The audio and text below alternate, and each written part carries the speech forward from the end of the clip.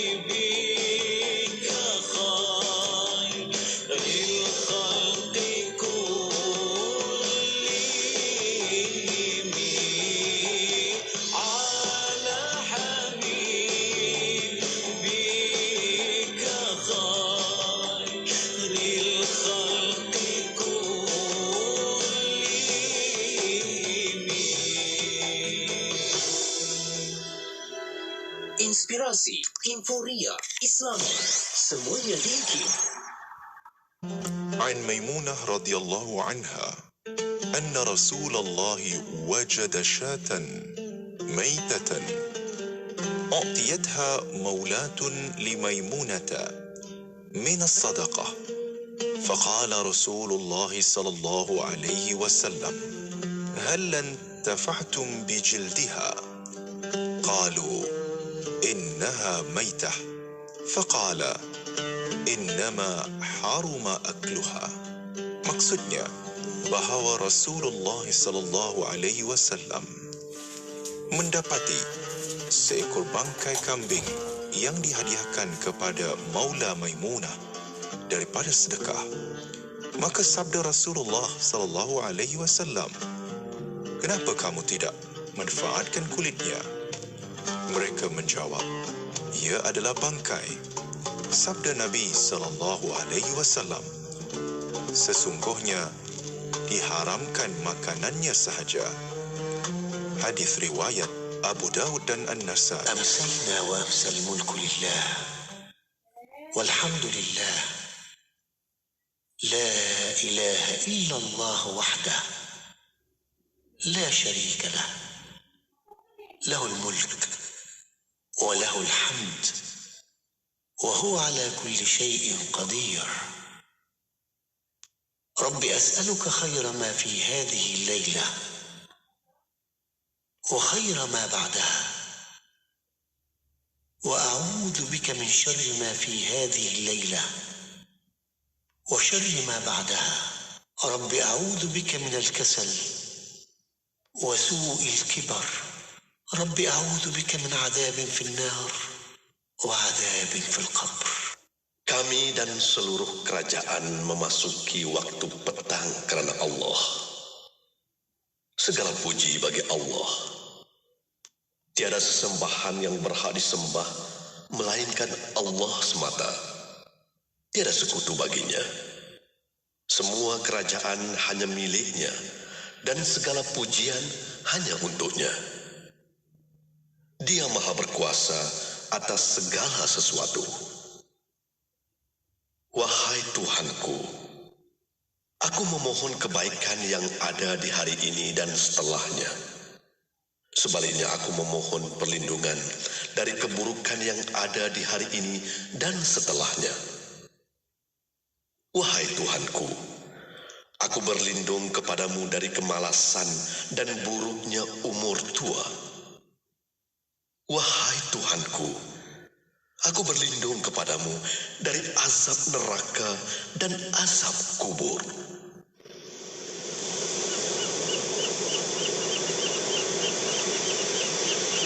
Allahumma antas salam wa minkas salam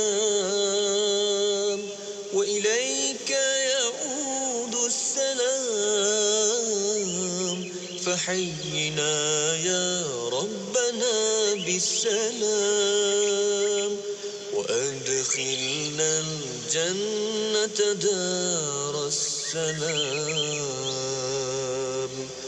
Allahumma antas salam wa minkas salam wa ilayka ya'udu salam fahayyina ya rabbana bisalam wa adkhilna al-jannata daras salam.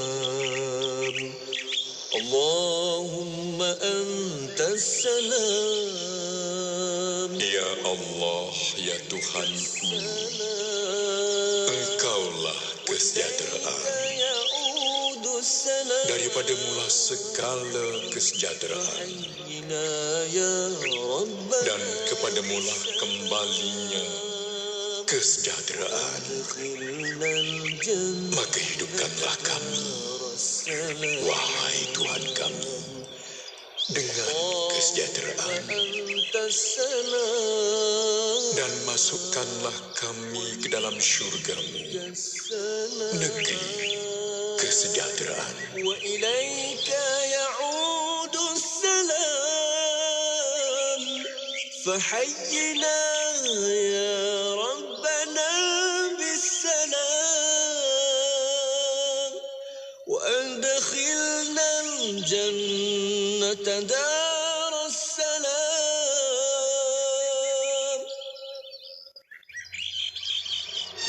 Pendeta Agong Zakbar mencirikan konsep merdeka sebagai berubah daripada segala perbuatan dan kepercayaan yang bodoh, mematikan akal dan menyekat kemajuan kepada perbuatan dan kepercayaan yang cerdik, membebaskan fikiran dan menggalakkan kemajuan. Kemerdekaan yang sebenar adalah kemerdekaan minda dan jiwa yang dipupuk menerusi pembinaan jati diri yang dibentuk oleh 4 aspek utama: agama, bahasa, pendidikan dan sikap, iaitu akhlak. Konsep terpenting di antara keempat-empat itu sudah tentulah agama. Hanya dengan agama sahajalah jiwa manusia akan mengecapi kemerdekaan yang sebenar. Mantapkan iman dan akal yang bijaksana. Semoga kita semua bebas daripada belenggu penjajahan pemikiran yang merupakan ancaman yang lebih jauh kritikal daripada penjajahan fizikal. Saya Nurati Paradi mengucapkan selamat Hari Kemerdekaan kali yang ke-65 Malaysia, keluarga Malaysia teguh bersama.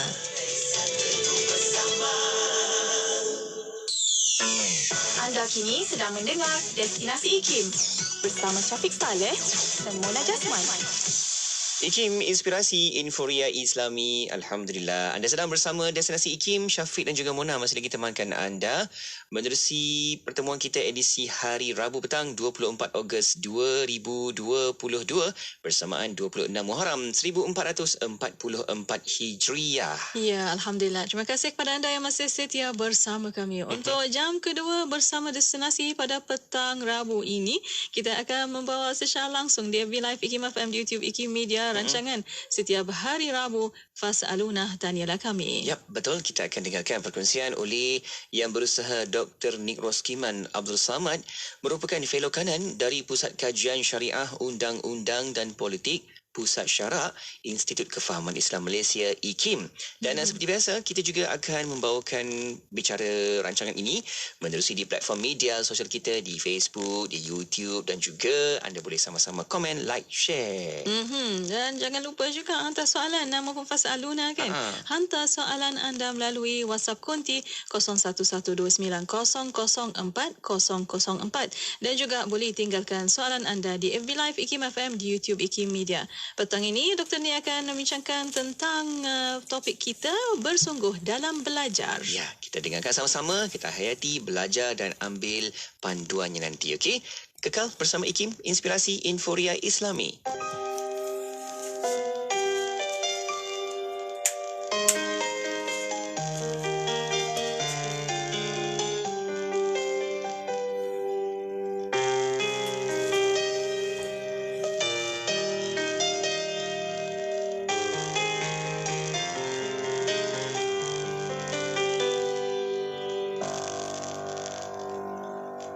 Bagaimana kau merasa bangga akan dunia yang sementara? Bagaimanakah bila semua hilang dan pergi meninggalkan dirimu?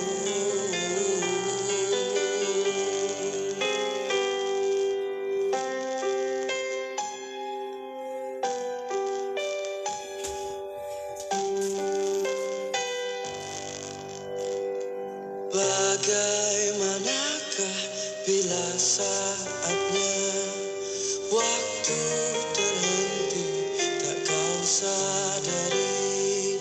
Masihkah ada jalan bagimu untuk kembali mengulangkan masa lalu?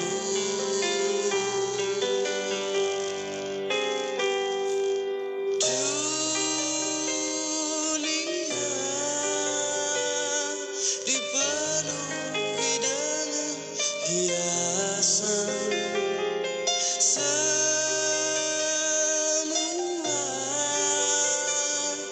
dan skala yang kan kembali padanya.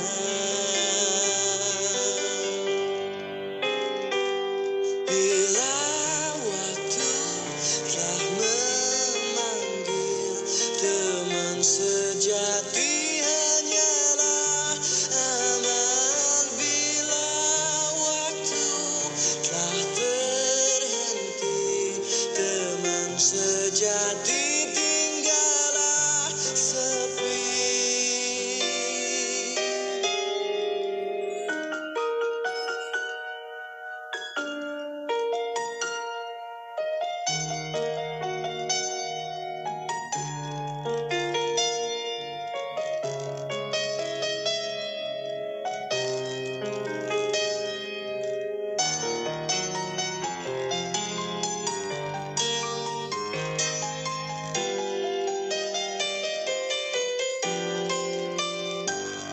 Bila waktu telah memanggil, teman sejati hanyalah aman. Bila waktu telah terhenti, teman sejati tinggallah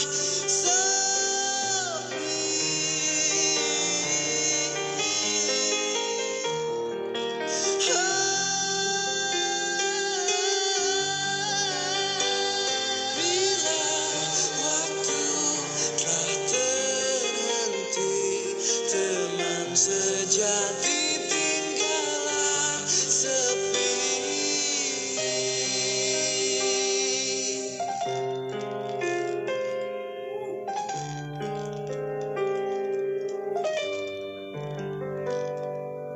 Assalamualaikum, bersama saya Pio Hafiz. Allah Subhanahu wa taala berfirman dalam suratul Maidah ayat 2, A'udzubillahi minasyaitonirrajim, wa ta'awanu 'alal birri wat taqwa wa la ta'awanu 'alal itsmi wal 'udwan.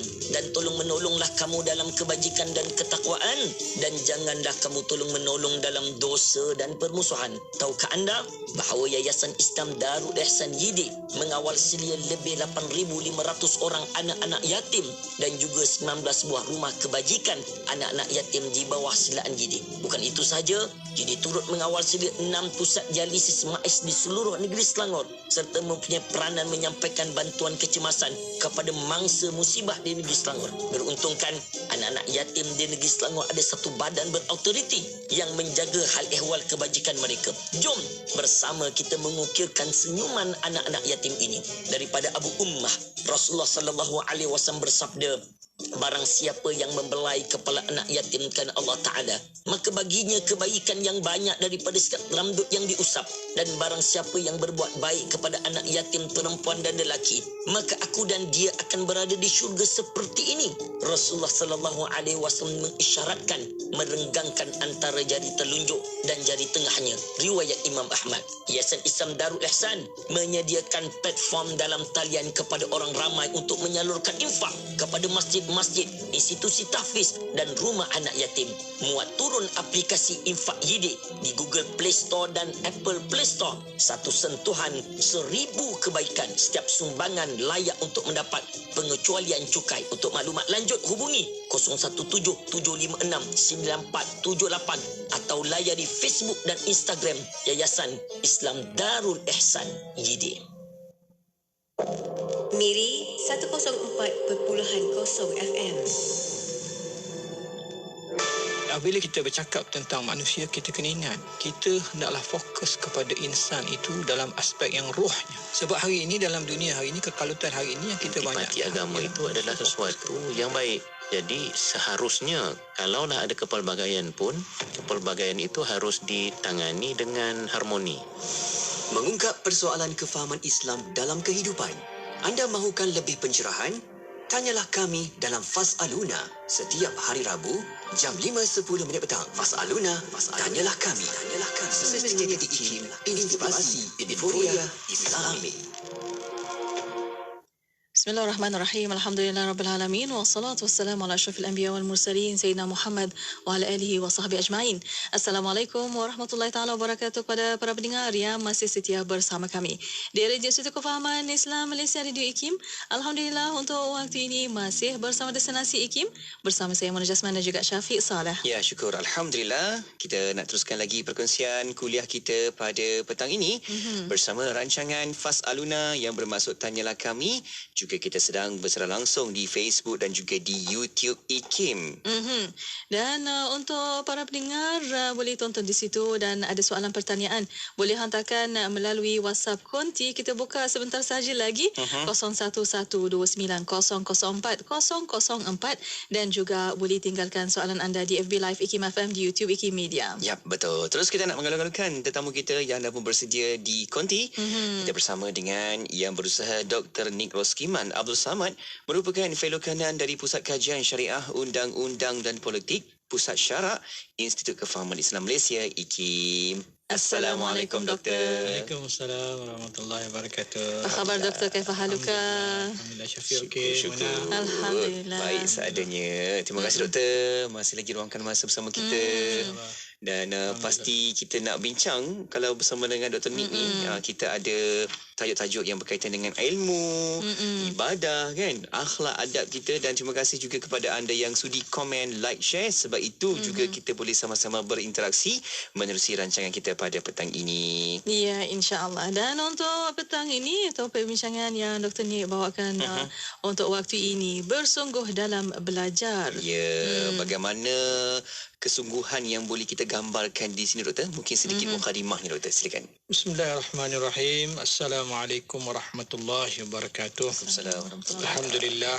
Alhamdulillahirabbil alamin wassalatu wassalamu ala asyrafil anbiya'i wal mursalin wa ala alihi washabihi ajmain. Alhamdulillah, kita panjatkan kesyukuran kita kepada Allah Subhanahu Wa Taala dapat bersama pada hari ini. Kita sambung balik pengajian kita Ta'limut Ta'lim, Tariqat Ta'allum yang dikarang oleh Imam Zarnuji, di mana menceritakan tentang adab-adab bagi seorang penuntut ilmu. Kita masuk hari ini pada bab yang membicarakan tentang bersungguh dalam belajar. Bersungguh dalam belajar. Imam Zarnuji menyebut summa la budda minal jidd. Maka tidak dapat tidak seorang pelajar itu hendaklah bersungguh-sungguh. Dan ini juga selaras dengan apa yang disebutkan dalam Al-Quran. Quran kata, wallazina jahadu fina lanahdiyannahum subulana. Sesungguhnya orang-orang yang berjihad atau berjuang bersungguh-sungguh mencari pada jalan Allah. Nascaya Allah akan tunjukkan kepada mereka jalan menuju kepada keredaan Allah SWT. Jadi sama juga dalam kita belajar menuntut ilmu ini, kita juga sebenarnya dari satu segi adalah berjalan pada jalan Allah, mencari keredaan Allah. Maka hendaklah kita bersungguh-sungguh dalam kita berjalan mencari keredaan Allah. Kerana orang yang menuntut ilmu ini juga sebahagian daripada bentuk jihad. Kita tahu kan, kalau orang yang mati ketika mati dalam belajar, dalam menuntut ilmu adalah antara yang disebut sebagai mati syahid, kan? Orang yang mati jihad.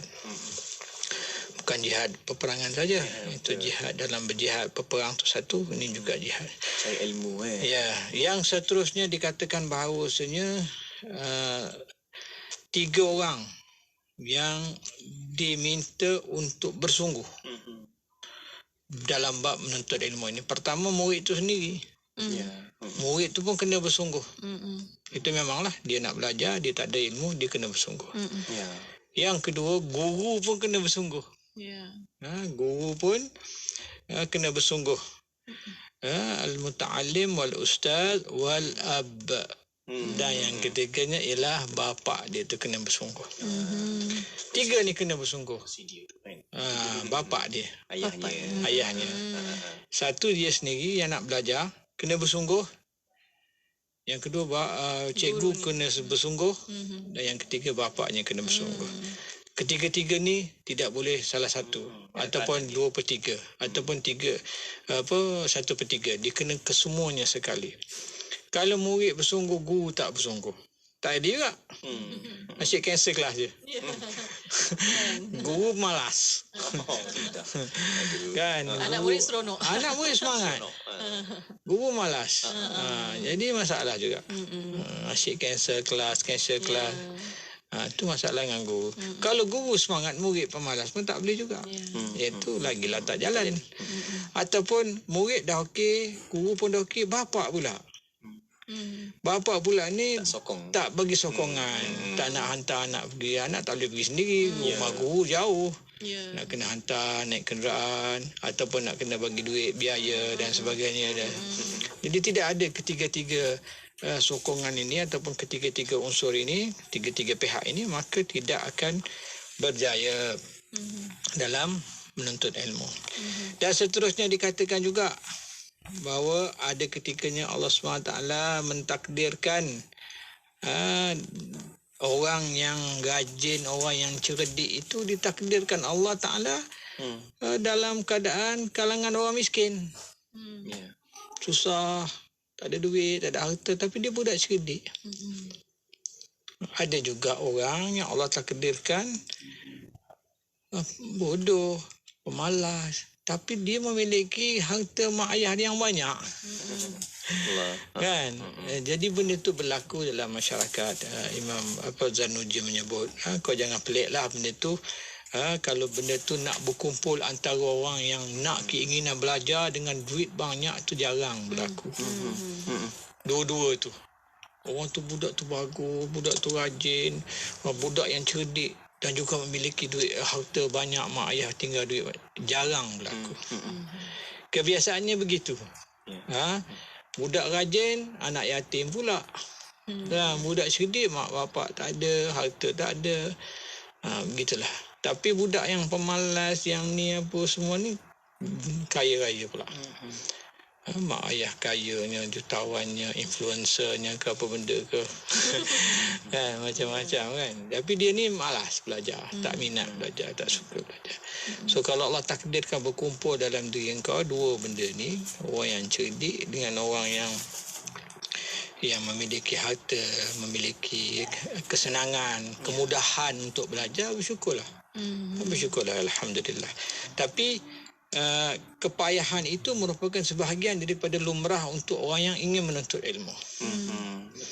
Jadi kau jangan pelik, sebab lagi kau susah menuntut ilmu, itu sebenarnya adalah ganjaran yang lagi besar kepada engkau. Dia sebut kat sini, jika kamu ingin menjadi orang yang faqih tapi kamu tidak mahu merasa susah, maka artinya kamu menjadi orang yang gila. Orang yang gila, Imam Zanuji kata. Sebab apa? Sebab mencari harta pun perlukan sengsara, perlukan susah. Apatah lagi untuk menuntut ilmu yang lebih bernilai daripada harta. Baik, jadi ini adalah kita kira mukaddimah lah perbincangan kita pada hari ini, di mana menunjukkan kepada kita perlunya kita bersungguh-sungguh berusaha untuk mendapatkan ilmu. Jangan putus asa. Yang keduanya ialah menuntut ilmu ini terangkum dalamnya kesusahan dan kepayahan. Yang kita kena bersusah payah. Seperti mana kita nak dapatkan harta, seperti mana kita nak dapatkan nafkah kan. Nak datang kerja ni pun pagi kena bangun, kena redah jam, nak dapat gaji berapa sen kan. Sama juga menuntut ilmu pun begitu juga. Kepayahan, kesusahan yang perlu kita lalui, sama saja, bahkan lebih lagi kerana ilmu itu lebih bernilai daripada harta benda. Wallahualam. Rabbi, itu dia kita cakap tentang ilmu, bagaimana melibatkan kita proses belajar dan juga proses yang memberi pengajaran tersebut. Jadi itu yang kita boleh sama-sama berikan juga pertanyaan, soalan. InsyaAllah kita buka ruang peluang kepada anda yang dah pun kita aktifkan sekarang kan Mona? Ya, betul. Talian kita 0112900404 dan juga para pendengar boleh tinggalkan soalan anda di FB Live IKIM FM, di YouTube IKIM Media. Untuk waktu ini kita berehat seketika. Kita akan kembali selepas ini. Untuk anda terus setia bersama kami hanya di Destinasi IKIM. Johor Bahru 106.2 FM. A'udzu بالله من الشيطان الرجيم ومن آياته أن خلق لكم من أنفسكم أزواجا لتسكنوا إليها وجعل بينكم مودة ورحمة إن في ذلك لآيات لقوم يتفكرون. Dan di antara tanda-tanda yang membuktikan kekuasaannya dan rahmatnya, bahawa dia menciptakan untuk kamu, wahai kaum lelaki, isteri-isteri dari jenis kamu sendiri, supaya kamu bersenang hati dan hidup mesra dengannya, dan dijadikannya antara kamu, suami isteri, perasaan kasih sayang dan belas kasihan. Sesungguhnya yang demikian itu mengandungi keterangan-keterangan bagi orang-orang yang berfikir. Dalam ayat ini, Allah SWT membuktikan kebesarannya dan kekuasaannya, iaitu menjadikan insan itu berpasangan antara lelaki dan wanita, dan suatu ikatan yang luhur mengikat mereka, iaitu pernikahan. Allah menyebut dari jenis kamu sendiri, menunjukkan bahawa insan berpasangan dengan insan, bukan dengan makhluk yang lain seperti jin. Lalu hubungan yang Allah redha ini akan membuahkan dan menerbitkan 3 perkara, iaitu sakinah, mawaddah dan rahmah. Al-Mawaddi berkata, as-sakinah atau ketenangan itu berupa kemesraan yang Allah kurniakan kepada pasangan suami isteri, sebaik sahaja mereka melangsungkan pernikahan dan pastinya berlandaskan syariat Allah Subhanahu Wa Taala. Terdapat beberapa pandangan ahli tafsir mengenai mawaddah dan rahmah. Ada yang mengatakan mawaddah itu ialah rasa cinta dan rahmah itu pula rasa belas kasihan. Ada pula yang mengatakan mawaddah itu persetubuhan dan rahmah itu pula adalah anak-anak. Ada pula yang mengatakan mawaddah itu mengasihi yang tua dan rahmah itu menyantuni yang muda. Ada juga yang mengatakan mawaddah dan rahmah itu kedua-duanya bermaksud kasih sayang antara suami isteri.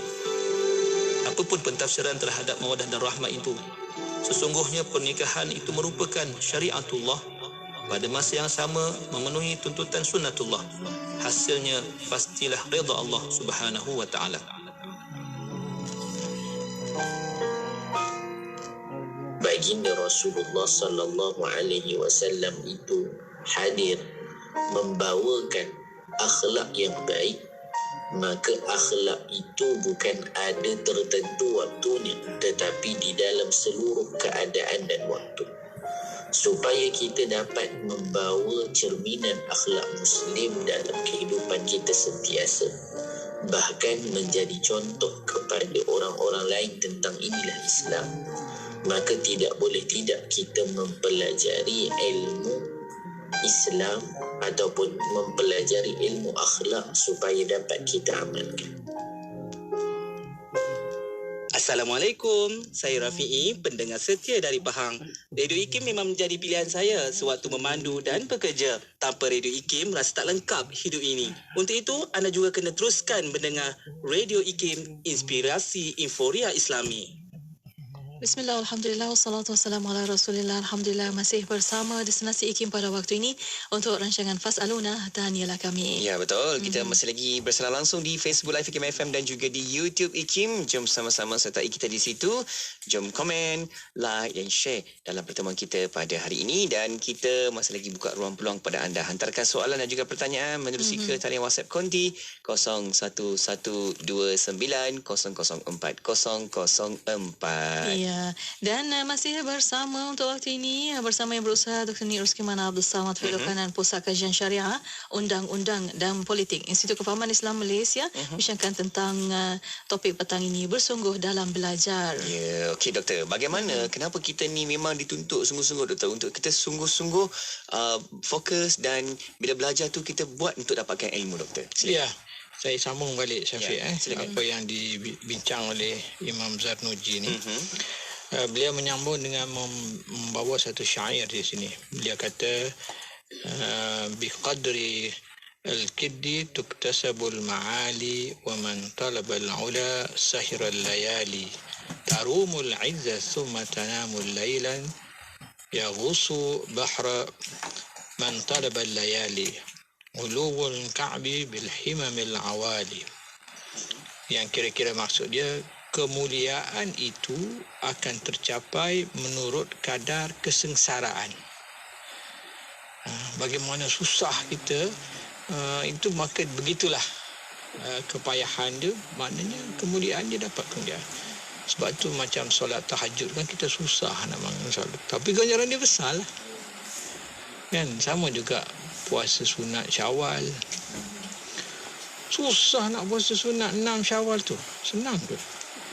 Puasa Ramadan tak apa, sebab semua orang puasa, semua sama serentak serentak orang puasa. Tapi nak puasa 6 orang lain duduk tengah raya lagi.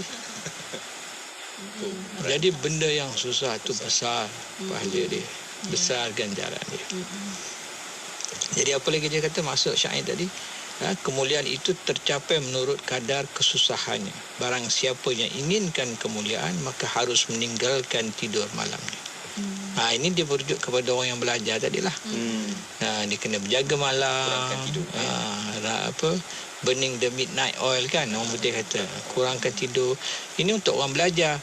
Orang nak ibadat pun sama, kena kurangkan tidur kan. Suratul Muzammil kan, qumil laila illa qalila kan, bangun tengah malam.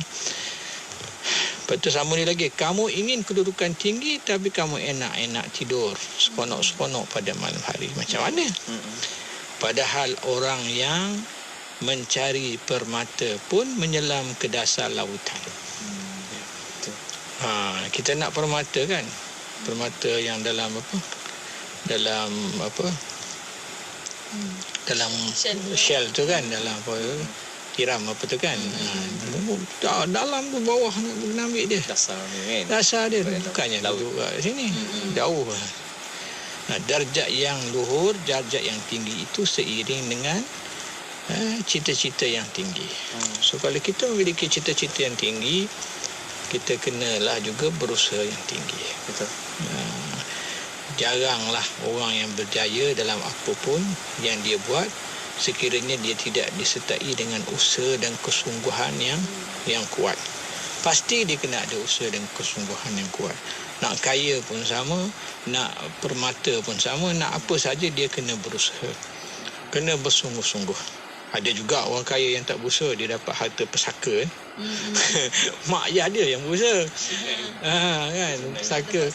Senang dia dapat mewarisi, dapat jadi jutawan kaya kan.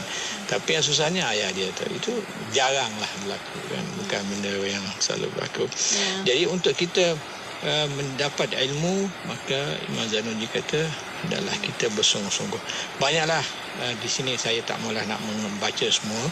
Apa yang pentingnya ialah di sini kita faham bahawasanya beliau menyebut tentang perlunya bersungguh-sungguh dalam menuntut ilmu, dan salah satu yang bersungguh-sungguh yang beliau maksudkan ialah dengan mengurangkan tidur malam, dan juga hendaklah sanggup menempuh kesusahan dan kepayahan, termasuklah dalam keadaan kita mungkin tiada harta, kita mungkin miskin, kita mungkin tiada apa, kadang orang nak beli alat tulis pun tak ada kan. Kalau zaman dahulu tidak ada alat tulis, nak beli pen pun tak ada.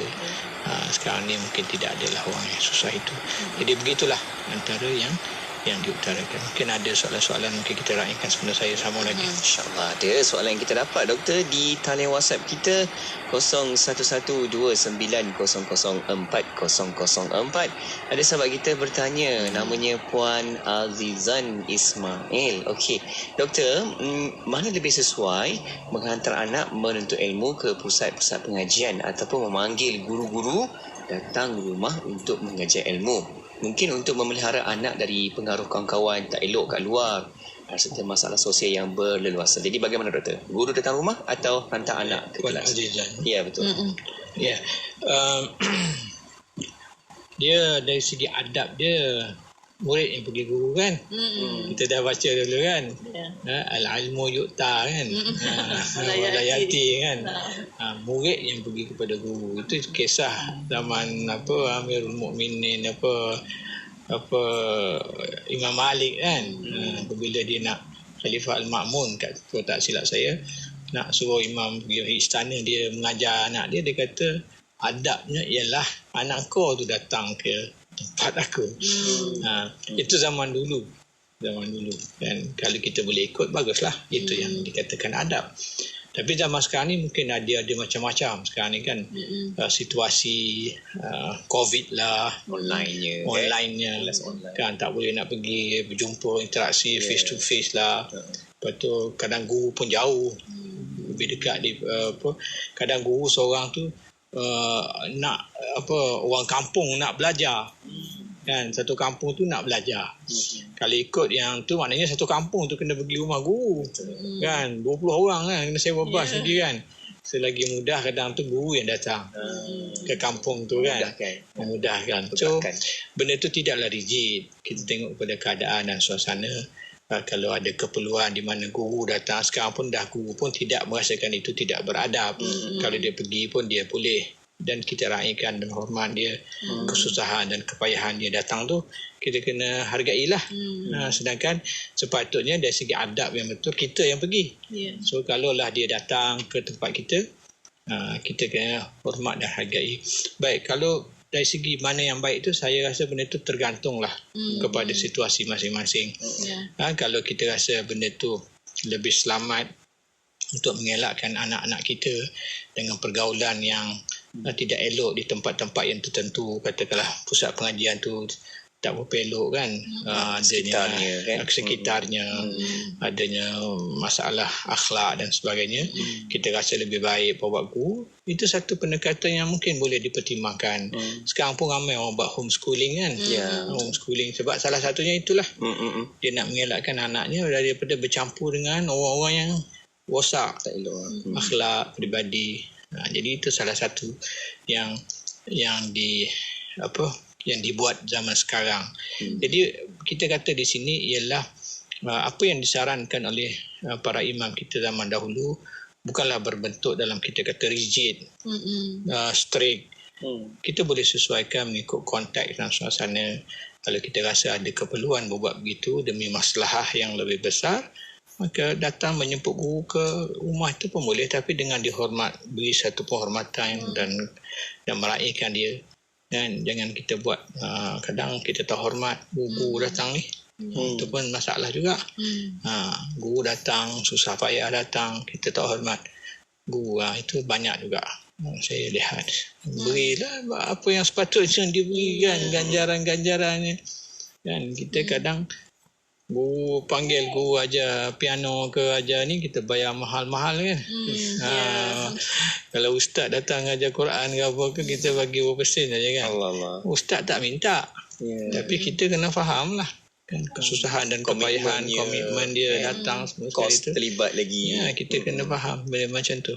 Jadi itu antara benda yang kita kena fikirkan lah. Saya sekadar memberi gambaran umum lah untuk menjawab soalan tu, bergantung kepada situasi puan lah. Kalau rasa benda tu lebih baik, bawa ustaz, minta ustaz, dan ustaz pun tidak keberatan, wallahualam, silakan. Alhamdulillah. Itu dia kan, kita dapat dah makluman di situ bagaimana cara dan kaedahnya dalam kita ni nak proses menuntut ilmu.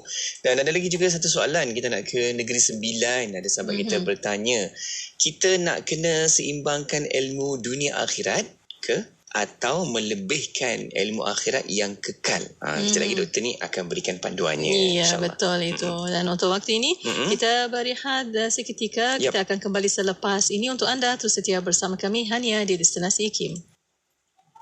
Radio IKIM membawa kepada anda lagu-lagu nasyid terbaik di Malaysia. Aku takut kutu buku di depan Kaabah. IKIM memberi anda lagu nasyid yang mengusik jiwa.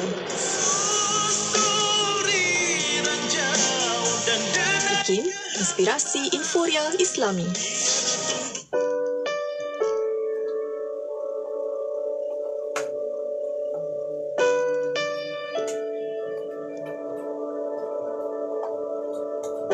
Salahuddin Ayyubi is one of the greatest generals in history, as we all know. But he was a merciful man, and those around him were also merciful. They were not beasts, they were not violent.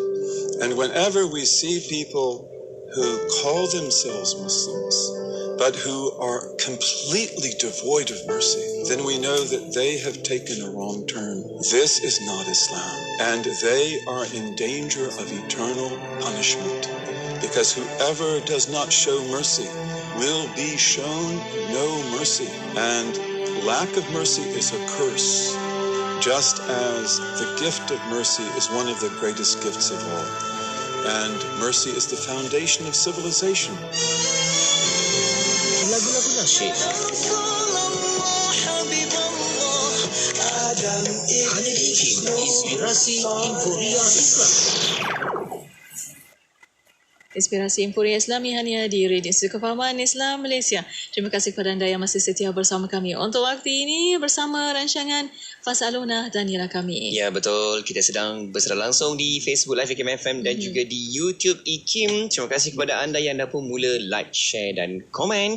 Terutamanya ada sahabat kita yang terus hantarkan learning point di sini. Betul. Yang ucapkan terima kasih buat Dr. Nick. Katanya sahabat kita ni Mawar Merah, itu namanya, tengah dengarkan kuliah sambil tunggu anak mengaji. Kak Ustazah, Masya Allah. Terima kasih. Dan ramai lagi yang turut komen di sini. Ada Faizah, Sita Puastiana, Muhammad Faizal, dan juga Ummu Wani. Ramai lagi yang sudi titipkan learning point di situ yang boleh sama-sama kita bacakan. Okay? Dan namun kita nak ke Negeri Sembilan. Ada sahabat kita Sarip Dol bertanya kepada Dr. Nick. Cik Nick, kita nak kena seimbangkan ilmu dunia akhirat ke? Ataupun kita lebihkan ilmu akhirat yang kekal tu? Doktor, silakan. Sebenarnya kita hidup ni, yang utamanya ialah kita kena tahu matlamat kita. Matlamat kita ke akhirat, bukan matlamat kita dunia. Ke arah sana. Ke arah sana. Jadi soal lebih kurang tu dia tak berbangkit kalau kita faham bahawasanya matlamat kita adalah untuk akhirat. So ilmu yang kita kena belajar ialah ilmu yang boleh menyelamatkan kita untuk kehidupan kita di hari akhirat. Adapun ilmu untuk dunia ini kita mengambil untuk keperluan kita bagi kehidupan kita di dunia yang membantu kita untuk berjaya juga di akhirat. Jadi soal mana lebih itu tidak berbangkitlah. Pertama soal ilmu kita yang kita dah jelas itu, ilmu fardu ain itu wajib. Setiap orang kena belajar ilmu fardu ain. Katakanlah dia dah belajar ilmu fardu ain, dia tak nak belajar ilmu lain, itu terpulang kepada dia lah. Saya tak nak belajar ilmu geografi. Ilmu geografi tak wajib. Saya tak nak belajar ilmu apa lagi. Apa-apa dia tak nak belajar. Itu tak, tiada keperluan. Yang penting dia belajar ilmu fardu ain. Dia kena tahu kiblat lah. Tak nak belajar geografi pun kena tahu kiblat. Dia kena tahu solatnya, puasanya kan. Dia kena tahu benda-benda macam tu. Jadi itu keperluan bagi dia. Jadi kita jangan melihat bahawasanya ilmu mana yang perlu kita banyak, ilmu mana yang kita perlu kurang, ataupun nak melebihkan dunia ke nak melebihkan akhirat ke. Dunia ni kita duduk 60-70 tahun je, 80 tahun. Agak-agak berapa lama kita duduk atas dunia? Tak betul lagi. Kita duduk atas dunia ni sekejap je. So kalau kita lihat diri kita sebenarnya sebelah kaki dah duduk di akhirat, duduk di alam barzakh lah. Tunggu masa je lagi sebelah kaki nak masuk. Hakikatnya kita sudah menuju ke sana, perjalanan kita ke sana. So apa persiapan kita ke sana? Dan ilmu apa yang boleh membantu kita? Dan kita bersediakah kita dengan sakaratul maut? Bersediakah kita dengan azab kubur? Bersediakah kita dengan titian sirat, dengan padang mahsyar? Jadi ilmu-ilmu itu penting bagi kita untuk kita faham dan kita hayati dalam kehidupan ini. Adapun ilmu-ilmu lain, ilmu broadcasting, ilmu nak penting. Penyiaran, mana nak bersiaran, nak kerja pun, nak bagi dakwah semua kan nak kena tahu juga. Okay, belajar. Tapi yang tu yang utama ini tu dia. Tu dia yang utama. Utamanya ialah kehidupan akhirat kita itu yang bahagia. Itu yang kita nak. Adapun kat sini kalau kita tak dapat banyak ilmu pun tak apalah. 70 tahun, 80 tahun, berapa tahun nak hidup? Kan tak ada orang hidup 200 tahun kot. Kan? Masing-masing kita dah ada yang meninggal. Ayah saya meninggal 63 tahun. Mana siapa? Ayah 61 tahun. Kan ada kita yang meninggal, ayah kita, datuk kita semua dah ada. Tu je lah umur dia. Dia manusia seperti kita daripada zuriat dia. Kan? Kalau dia 63, kita more or less macam tu lah. Mungkin awal lagi, mungkin sikit. Nabi pun cakap umur umat 60 hingga 70 tahun. Kan umur aku. Kita more or less gitu je. So, kehidupan kita kena persiapkan dalam masa 60 hingga 70 tahun yang kita mungkin ada di sini. Mungkin pendek, mungkin lebih. Ialah untuk kebahagiaan di akhirat. Di dunia ini, kita cuba gunakan apa yang boleh membahagiakan kita. Jangan kita jadi orang yang duniawi. Jangan kita jadi orang tamak dengan dunia, rakus dengan dunia. Jangan. Kita adalah orang akhirat. Tapi kita ambil dunia ni untuk keperluan kita kepada kehidupan akhirat. Tapi jangan salah faham cakap kita tolak dunia pula. Nanti kan orang viral pula kata saya cakap tolak dunia. Saya bukan bermaksud begitu. Tapi apabila kita membuat perbandingan antara dunia dan akhirat, maka sudah pasti akhirat itulah yang merupakan keutamaan kita. Khairun wa abqa. Tapi Tuhan tidaklah suruh kita tolak dunia. Kan kita doa apa? Rabbana atina fid dunya hasanah wa fil akhirati hasanah. Kebaikan dunia dan kebaikan akhirat. Wala tansa nasibaka minad dunya. Jangan kamu lupa bahagian kamu di dunia. Jadi kena pandai seimbang. Allah Rabbi. Jadi kita cakap tentang ilmu ni, kita fokus dan juga terus kita zoom in dalam sudut apa yang kita perlu tahu berkaitan dengan ilmu agama yang mana kita boleh bawakan hidup kita ni selesa nanti di akhirat. Dan apatah lagi apabila dapat kita duduk fokus kepada ilmu akhirat, ilmu dunia juga akan ikut kita sekali. Kan? Betul itu. Dan untuk waktu ini Dr. Nick, tinggal sedikit masa lagi untuk kesimpulan dan kata-kata terakhir untuk waktu ini. Silakan. Baik, yang akhir sekali saya kira yang ni kena buat bahagian kedua lah, bersungguh dalam belajar ni sebab dia panjang sikit. Sebagai kesimpulan perbincangan kita pada hari ini, kita mohonlah kepada Allah SWT supaya Allah SWT memberi kita kekuatan untuk kita terus menuntut ilmu dan beramal dengan ilmu yang kita tuntut. Dan kita belajar dan juga kita mengamalkan. Itu antara benda yang penting. Bukan sekadar belajar saja. Kita nak supaya yang kita belajar itu memberi manfaat kepada kita. Dan benda ini juga bukan untuk kita saja, kita mengharapkan anak-anak kita, cucu cicit kita semuanya menjadi orang yang kuat belajar, gigih belajar. Sebab itulah adalah tuntutan agama, orang yang belajar dan belajar bersungguh-sungguh. Bukan belajar yang main-main, yang sambil level, tetapi belajar yang bersungguh-sungguh seperti mana yang dituntut oleh ajaran Islam. Supaya anak-anak kita menjadi orang yang berjaya dunia, berjaya akhirat. Kerana orang yang bersungguh ini orang yang mengikut apa yang Allah SWT perintahkan. Jadi kita dah baca Al-Quran kan, siapa yang bersungguh berjihad pada jalanku, nescaya Allah akan permudahkan untuk mencari keredaan Allah SWT. Jadi saya kira itu saja, moga-moga bermanfaat. Wallahu a'lam. Aqulu qawli hadza wa astaghfirullahalazim li wa lakum. Wassalamualaikum warahmatullahi wabarakatuh. Waalaikumsalam warahmatullahi wabarakatuh. Alhamdulillah, terima kasih kita ucapkan kepada yang berusaha Dr. Nick Roskiman Abdul Samad, merupakan fellow kanan dari Pusat Kajian Syariah Undang-Undang dan Politik Pusat Syarak Institut Kefahaman Islam Malaysia IKIM. Alhamdulillah. Terima kasih Dr. Nick. Jazakallah nakullah khair. InsyaAllah kita akan jumpa lagi. Dan terima kasih juga kepada sahabat kita Mona di Facebook ni, yang juga berada di YouTube.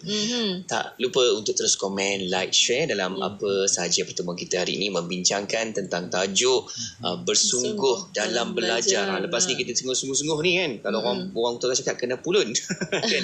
Buat sungguh-sungguh kita belajar dan ingatlah ada berkatnya pada guru kita dah belajar sebelum ni kan. Betul. Bagaimana terus kita lengkapkan lagi kehidupan kita dengan penuh hebat dengan ilmu. InsyaAllah. Dan untuk para pendengar, terima kasih kepada anda dan untuk anda terus setia bersama kami di Destinasi IKIM, Inspirasi Kuliah Islami. Johor Bahru 106.2. Siti, kamu ni kejap solat, kejap tak. Jangan buat main-main, Siti. Sibuk, Mak. Masa terhad sikit. Manakah nak rehat untuk makan lagi? Nak cuci makeup sebelum solat lagi? Dah tahu masa tu terhad. Carilah sesuatu yang memudahkan. Kamu tengok Sisa tu. Sempat aja dia nak bersih dan tanggalkan makeup sebelum wuduk. Dia pakai hot set kosmetik Nuraisa, Mak. Nuraisa kosmetik mesra wuduk tu. Habis tu, kenapa kamu tak pakai hot set kosmetik Nuraisa juga? Nuraisa kan kosmetik mesra wuduk. Ketika anda mampu menunaikan solat, berpuasa, membaca Al-Quran serta memahami ajaran Islam dengan mudah dan sempurna. Ingatlah saudara baru seakidah kita yang sangat memerlukan bimbingan Islam dengan lebih sempurna. Sedikit sumbangan dari kita mampu membantu pembangunan mereka sebagai seorang Muslim yang baru. Ayuh menyumbang bersama Perkim Cawangan Datuk Keramat di perkimdk.com. Jika anda penerima bantuan sara hidup BSH berumur 18 hingga 65 tahun, anda layak menerima skim perlindungan nasional B40 atau MySalam. Anda boleh menerima pendapatan gantian RM50 sehari sehingga 14 hari setahun. Jika dimasukkan ke hospital, manfaat perlindungan 45 penyakit kritikal sekali seumur hidup sebanyak RM8,000. Untuk semakan dan tuntutan, layari mysalam.com.my. MySalam, MySalam, MySalam. Perlindungan berlaku percuma. Radio IKIM membawa kepada anda lagu-lagu nasyid terbaik di Malaysia.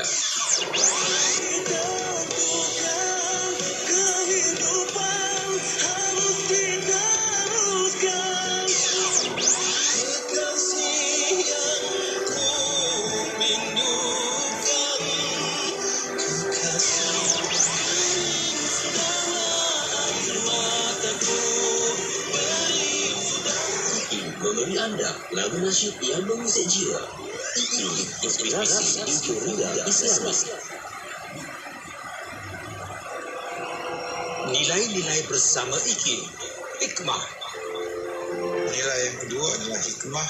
Saya dapati bahawa di dalam Al-Quran perkataan hikmah disebut sebanyak 20 kali. Firman Allah Subhanahu Wa Taala dalam surah Al-Baqarah ayat ke-269 yang bermaksud Allah menganugerahkan hal hikmah. Hal hikmah dalam braket artinya kefahaman yang dalam tentang Al-Quran dan As-Sunnah kepada siapa yang dikehendakinya. Dan barang siapa yang dianugerahi hikmah, ia benar-benar telah dianugerahi kurnia yang banyak. Dan hanya orang-orang yang berakal lah yang dapat mengambil pelajaran dari firman Allah Subhanahu Wa Taala. Dan satu daripada contoh kegunaan hikmah ini ialah kebijaksanaan yang ditunjukkan oleh Nabi Muhammad SAW apabila beliau meminta setiap wakil kabilah memegang kain yang diletak Hajarul Aswad, dan kemudian baginda Rasulullah mengambil batu tadi untuk diletakkan di tempat asalnya, dan ini telah berjaya mengelakkan berlaku pertumbuhan darah dalam kalangan pemimpin Quraisy pada ketika itu. Ini satu contoh yang amat istimewa yang menunjukkan kegunaan hikmah. Saya ingin di sini mengkot satu lagi kata-kata Bestari.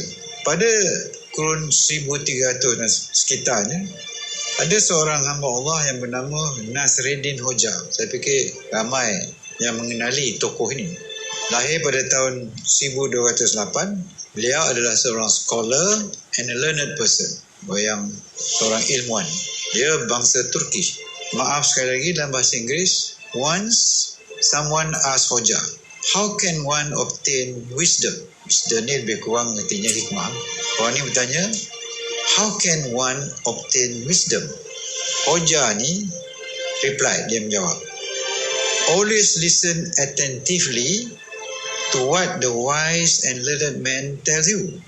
And if you are speaking to others, bagaimana saya buat sekarang, listen carefully to what you are saying.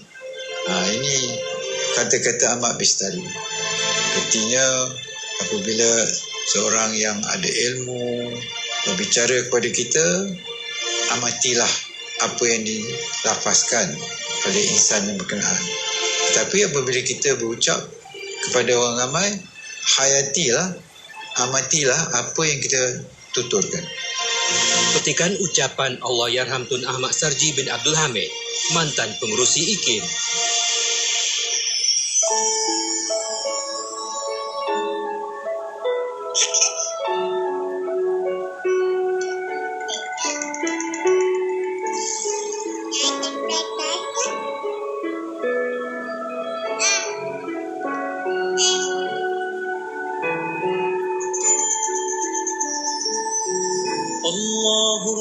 الرحمن الرحيم الملك القدوس السلام المؤمن المهيمن العزيز الجبار المتكبر الخالق البريء المصور الغفار القهار الوهاب الرزاق الفتاح العليم القابض الباسط الخافض الرافع المعز المذل السميع البصير الحكم العدل اللطيف الخبير الحليم العظيم الغفور الشكور العلي الكبير الحفيظ المقيت الحسيب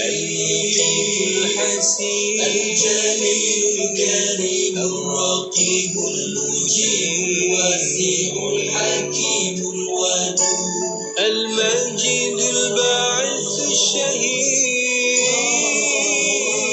الحق الوكيل القوي المتين الولي الحميد المحسن المبدئ المعيد المحيي المميت الحي القيوم الواجد المجيد الواحد الأحد الصمد القادر المقتدر المقدم المؤخر الأول الأخير الظاهر الباطن الوالي المتعالي البر التواب المنتقم العفو الرؤوف مالك الملك ذو الجلال والإكرام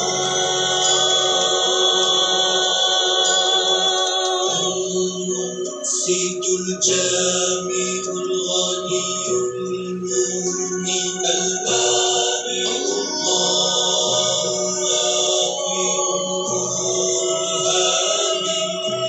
البديع الباقي الوارث الرشيد الصبور.